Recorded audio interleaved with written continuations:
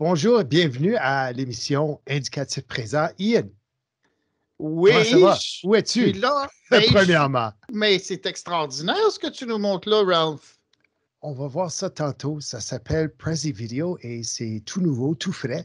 Et nous allons en parler un petit peu plus tard dans l'émission. Mais je vais juste changer de caméra.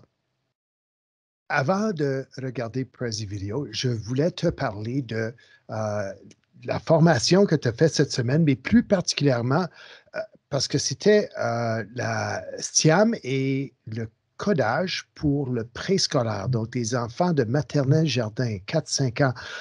C'est pas la formation qui m'intéresse autant que qu'est-ce que tu fais avec des jeunes de cet âge-là pour leur montrer à coder ou à faire des activités de STIAM. Alors, parle-moi un petit peu du processus, comment ça s'est développé et tout ça, là, puis...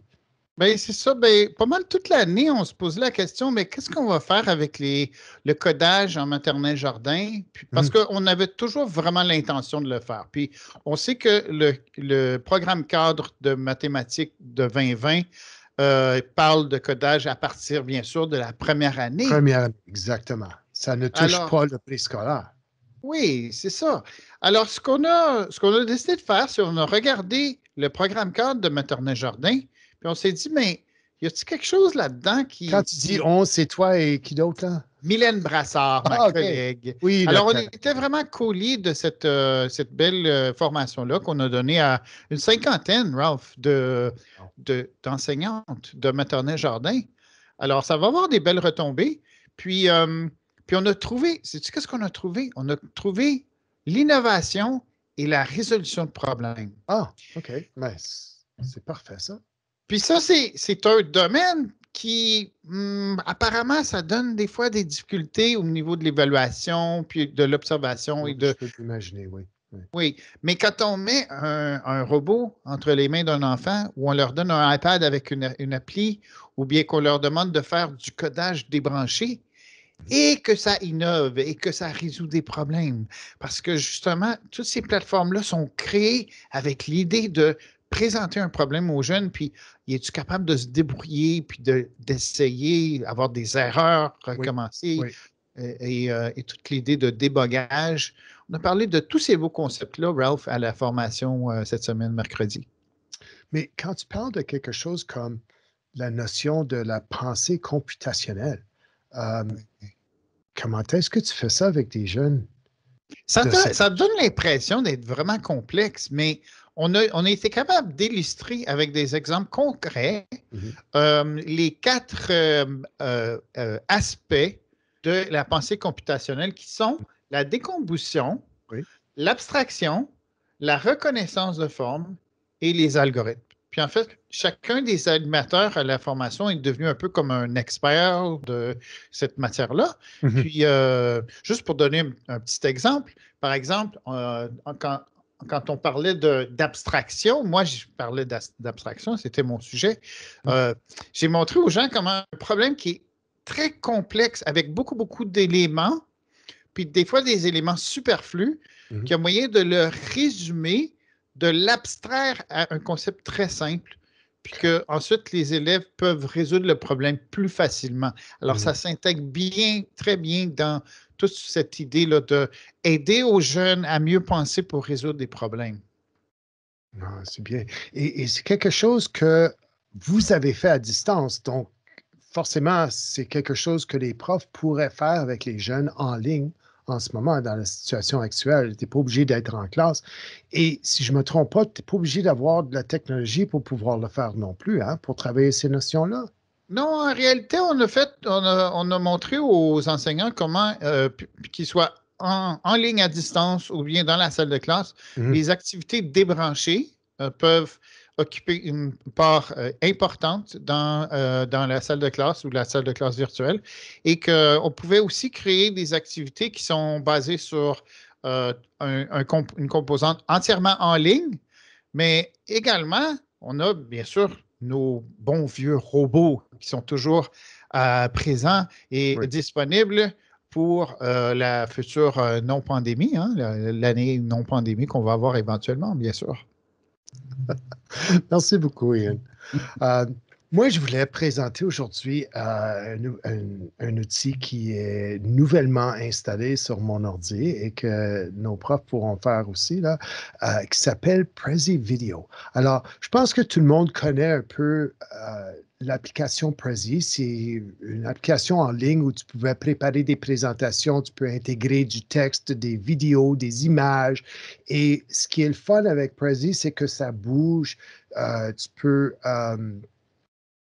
pendant que tu expliques, tu peux faire un zoom sur un seul mot ou tu peux reculer et voir le grand portrait et tu peux voir les liens entre les idées. Alors ça, j'ai toujours aimé ça de Prezi. Mais maintenant, Mhm. on peut préparer des vidéos en utilisant Prezi et pour, euh, on peut aussi les intégrer directement dans Teams.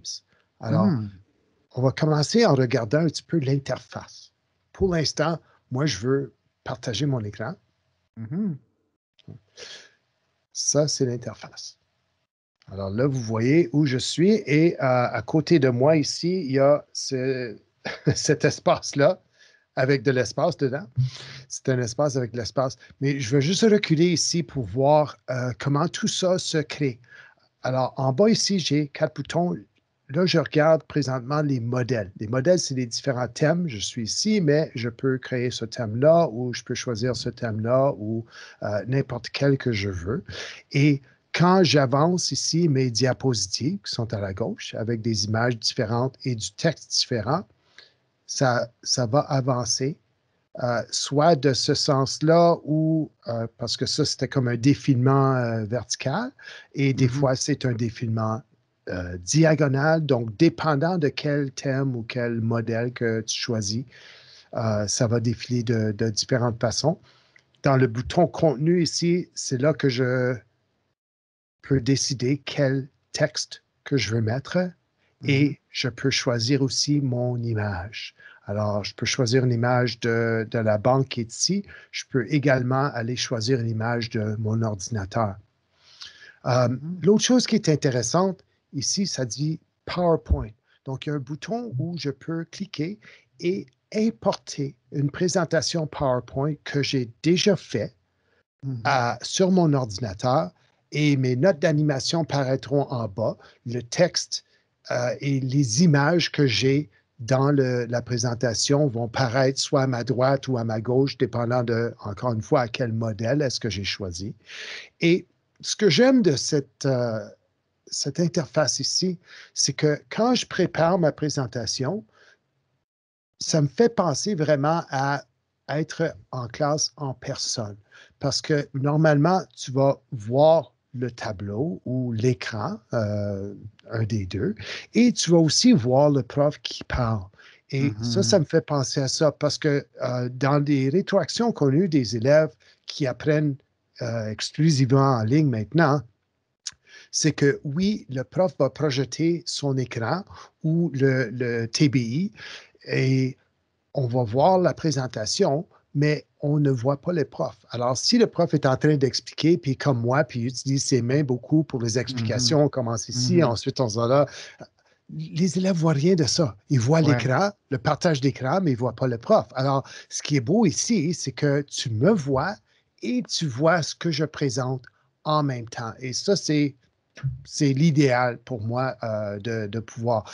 Et en bas ici, je peux voir uniquement ma caméra, je Mhm. peux voir uniquement l'image ou la Mhm. diapositive, ou je peux retourner à la combinaison des deux. J'ai aussi un bouton ici pour intégrer ça dans une vidéoconférence Teams.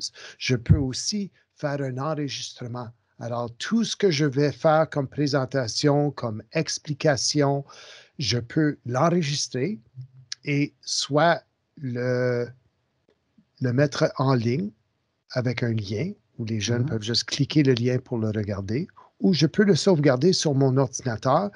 Moi, je préfère cette option-là parce qu'après, tu peux faire du montage, tu peux couper les petites Mhm. parties et tout ça.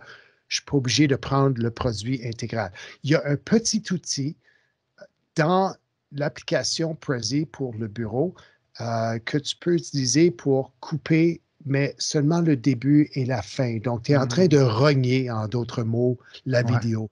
Tu peux enlever le petit début où tu n'es pas en train de commencer l'explication et tu peux enlever la fin, mais tout ce qui est dans le milieu, ça reste là. Alors, si tu veux vraiment faire un montage un petit peu plus sophistiqué, il faut télécharger la vidéo et le faire dans un autre logiciel. Super! Ben, c'est vraiment beau, Ralph. Alors, je te félicite pour cette trouvaille-là. Puis je vais te poser la question parce que c'est important que les gens soient capables de le trouver. Oui, exactement.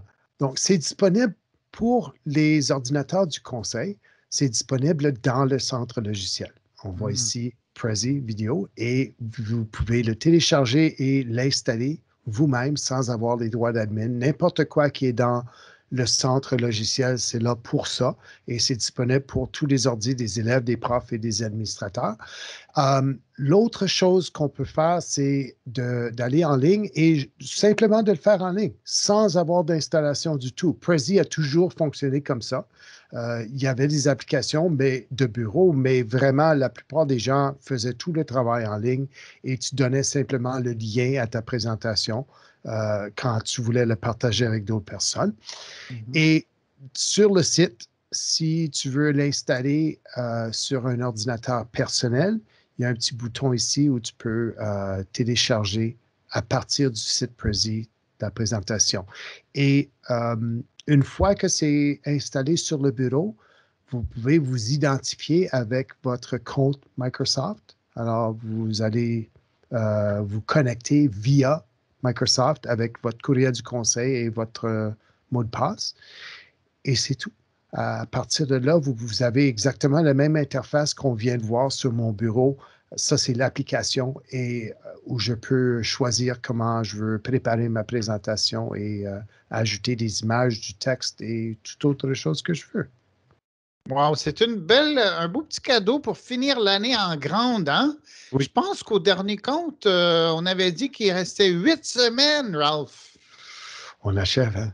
Oui, ça s'en vient. C'était un long marathon, par exemple, pour beaucoup de Ouais. gens. Ouais. Je sais que les profs sont extrêmement fatigués. Puis les élèves aussi, tu sais, comme à un moment donné, tu veux être avec tes amis, tu veux juste avoir une vie normale. Ça va finir éventuellement. En tout cas, Ah oui, ben sur oui. ce, une autre semaine de fête. On se revoit la semaine prochaine, même heure, même endroit. Je te souhaite une bonne fin de semaine, puis même chose à tout le monde, Ian. Merci. À toi aussi, Ralph. Merci. Voilà. Au Salut tout le revoir. monde.